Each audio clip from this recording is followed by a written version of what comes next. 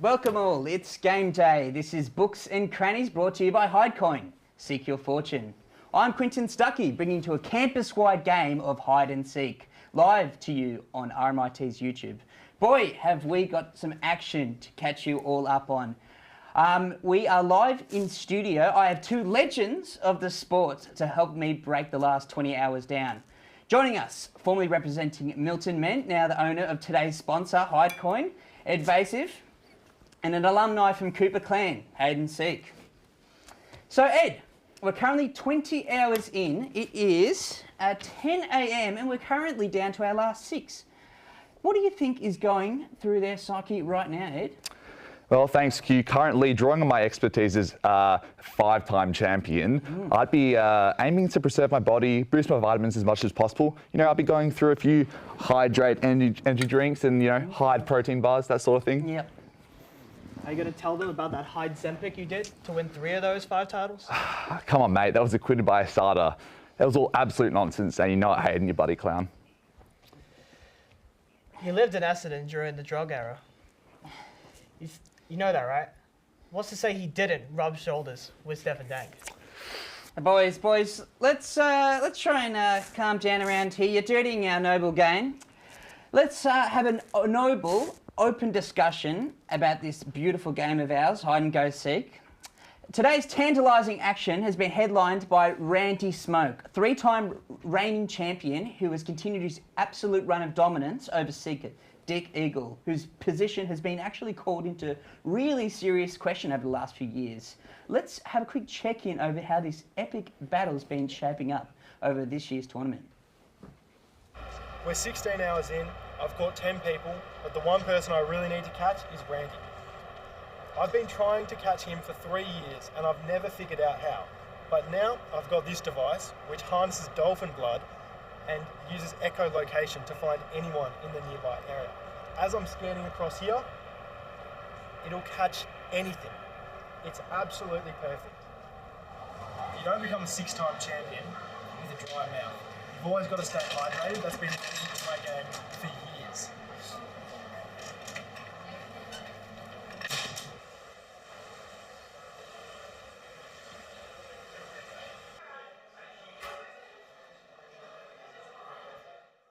Sign for Dick Eagle, boys. What do you reckon? Do you reckon he'll ever catch Smoke?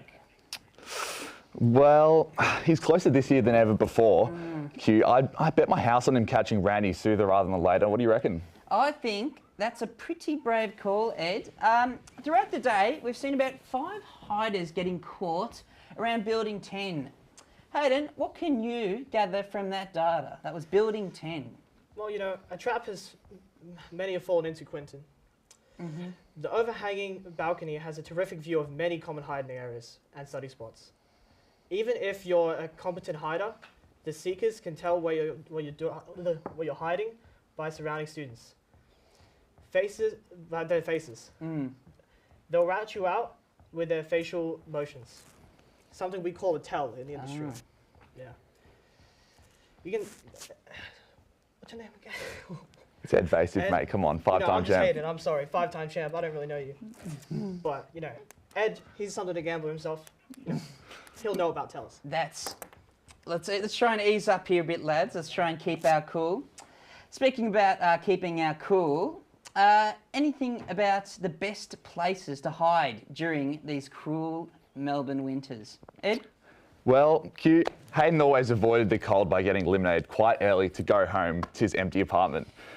In terms of hiding warm, heat rises, from my cursory understanding of Year 7 science, I recommend going higher in the building and staying warm with a pair of Hidecoin mittens.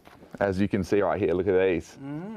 Made from the hide of real snow leopards, animals notorious for being both quiet but swift as an arrow. Something you want out there hiding. $2.99 each.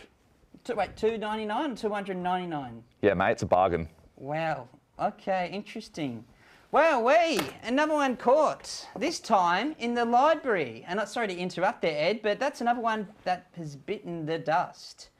The library, huh? Well, here's my Hidecoin hot take of the day. A shocking place to hide. All the students are more than willing to sell you out to the closest seeker just to get a little more time with their precious little books. Hayden, wouldn't you agree? No? Oh, that's right. I caught you there a couple of times myself. I don't think you were even hiding from them at one stage. Just looking around for the erotica section, what I can remember. Boys, let's try and keep our cool here. Remember, we're doing this and teaching the public for the love of the game. Oh, we've got another one out here. We've got another one caught, I believe. This might be, I think, Randy Smoke, actually. Caught in 2 down, quick succession. 4 competitors left. Yep, Randy Smoke. Tight, dark area. What was Randy Smoke thinking? What is he doing in the closet? That's bizarre. You won't believe such an experienced competitor would be caught in such a manner. It really opens up the field, doesn't it? Absolutely. Well, too bad they don't take light sign-ups, Hayden. You might have a chance to finally win one. Okay. Look, I'd say no more jabs here, boys. As is customary for our coverage, the Final Four is brought to you by live from the vantage point of Dick, our seeker. But yeah, we'll be switching over to momentarily. First, a message from our today's sponsor, Hidecoin. Is this really necessary? I think, well, they made this Look, happen. quiet, Hayden. Thanks, Q.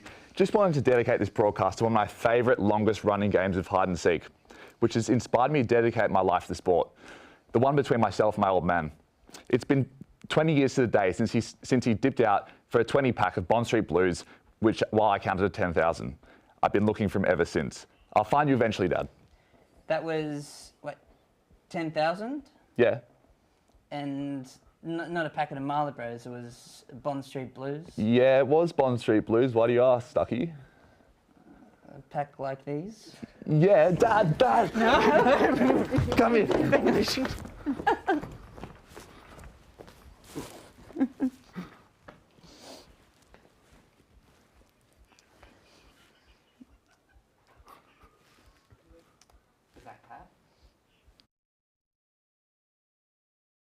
Cut. That was fantastic.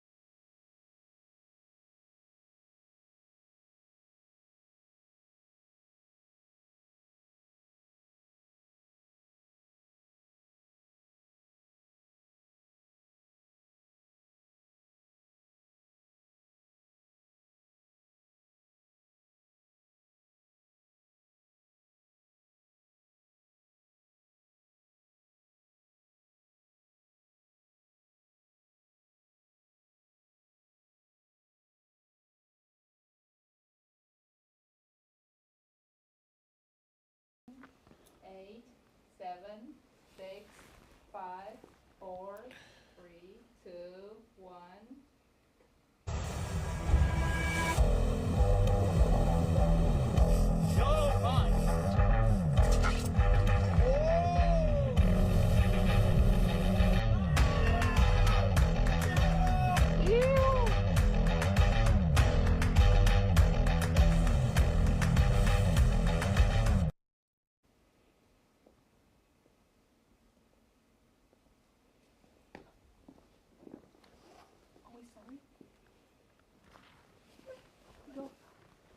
Hey everyone, welcome to Chasing Monster. I'm Bruce, and now we are not at the sea right now, but we bring the ocean to you.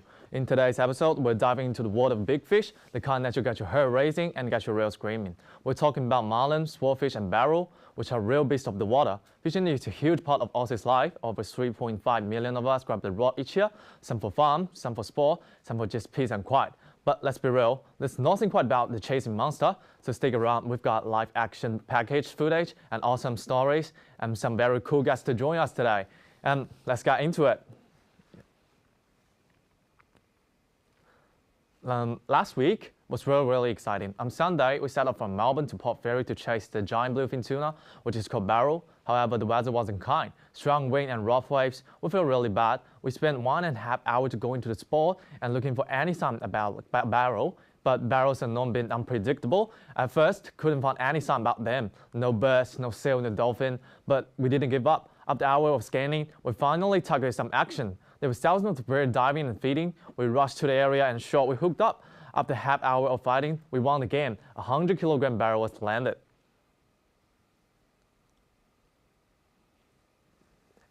Back 2 months ago, we went to the lake entrance. A very famous fishing charter just called us. He hooked up a few swordfish over there, and my friend and me started the journey without thinking twice. We brought the gear and rushed to the area as far as possible. We settled from the boat ramp, traveled to the maybe 2.5 hours to the water about 500 meters deep. That is the really depth that most people will never experience it. You can't believe it. It took us about 9 minutes to make the bait reach the bottom. Then we paddled with patience, but we were so lucky that day. A fierce sportfish just hit our bait. After that, we fought with this beast for maybe a full hour, and God bless us, we just landed. And then, in March, we went to New South Wales, a place called Bermagui. That's an incredible place for fishing. Every year, there were many marlins heading to the Bermagui for that reason. That's the best opportunity for fishermen to catch the giant ocean creature like that. So in March this year, we caught the striped marlin. That's the insane fish with the hardest fight ever. It's a fish around maybe 90 to 100 kilo. It did shock me because I've never seen such a beautiful fish like that. And then let's welcome Brenton. He's going to do the little quiz. Hey, Brenton, I'm Bruce. Good to see you. Yeah. So take a guess, what kind of fish this boat come from? Goodness, in all my years of ocean fishing, I haven't quite seen anything so extraordinary. But Yep. I guess I'm going to have to go with marlin. Marlin. Yeah, absolutely right. Yeah, maybe you should really take up fishing then. Oh, look, I'm trying to. Yeah. Thanks, Brenton. Appreciate that. You really should take up fishing. Maybe that's the gift for you. Oh, thank you. I get to take this home with me? Yeah. Oh, beautiful. Thank you. So actually, fishing is a reflection of our life, but sometimes we win, sometimes we lose, but nothing ever stays the same. Fishing taught me a lesson. We should never get discouraged or give up and never lose confidence because of a little failure.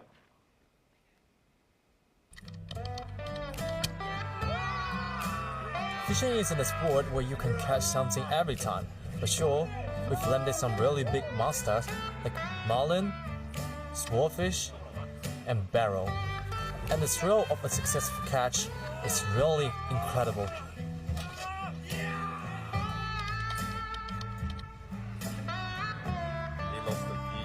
But behind every moment of success, there are countless feels in it. Watching the line snap and the fish just jumping out and disappearing into the water, it leaves you feeling powerless. That's why fishing is just like our life. You won't always fail, but you won't always success either. Today, we're so glad to have a guest. His name is Aaron Zhang. He's a really good influencer in Chinese platform called Right Now. Let's welcome. Hey, Aaron. Thank you. Yeah. So here are some questions I want to ask you today. Why you love fishing so much? Oh yeah, I've been fishing since I was a kid, and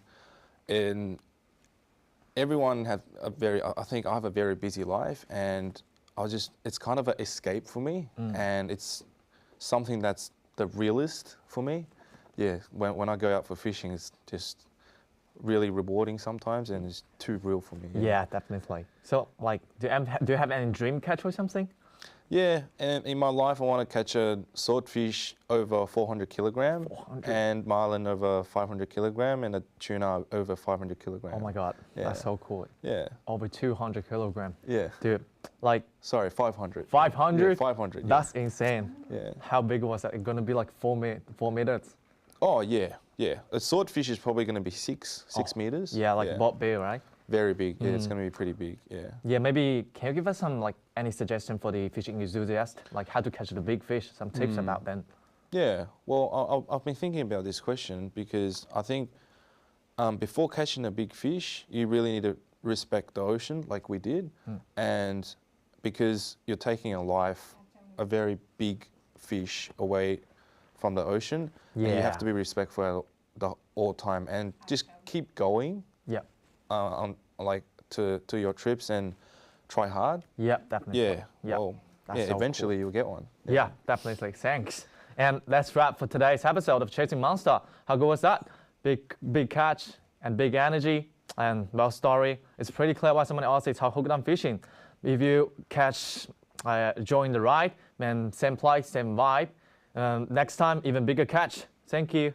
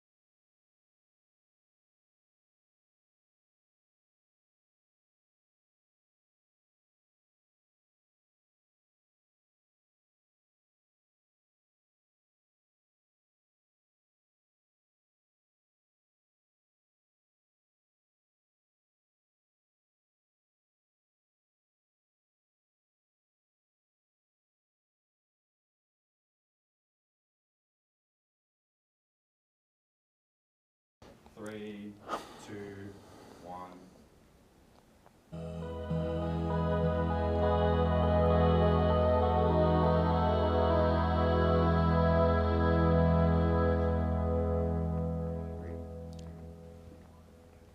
Good morning, everyone, and welcome to Glad You're Alive.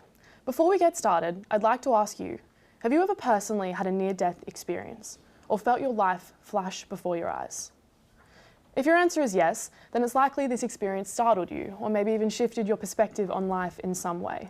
The beauty of a close call is that it can happen when you least expect it. All can be going well, and then, bam, your life can feel like it's in the hands of fate.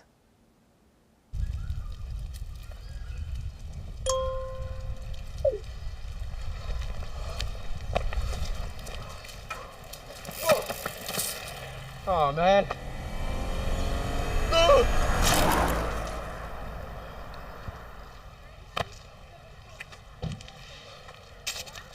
It's no news that every day we are subjected to the dangers of other cars, bikes, and pedestrians. One slight misjudgment or an unexpected turn could be the reason someone doesn't deliver their roses, or worse, doesn't see tomorrow. On today's episode, we'll hear from someone who encountered a near-death experience while driving, but is lucky to see the day and share their story with us. I'm Inez, and this is Glad You're Alive. Welcome back to the studio, everyone. Joined with me today is James and Tom. Welcome, guys. Thanks for being here. Thank you for having us. No worries, of course. So you both encountered a near-death experience, the same one. James, can you tell us what happened right from the beginning? Yeah, so in July 2023, I got my first car. It wasn't exactly a new car, it was a 1998 Hyundai Excel. And it was a bit of a heritage car in my family, passed from my aunt to my uncle to my grandma, and then me. And obviously, like most people, I was really excited. So I call up my friend Tom, and I'm like, we're going to Inverloch, we're going on a journey.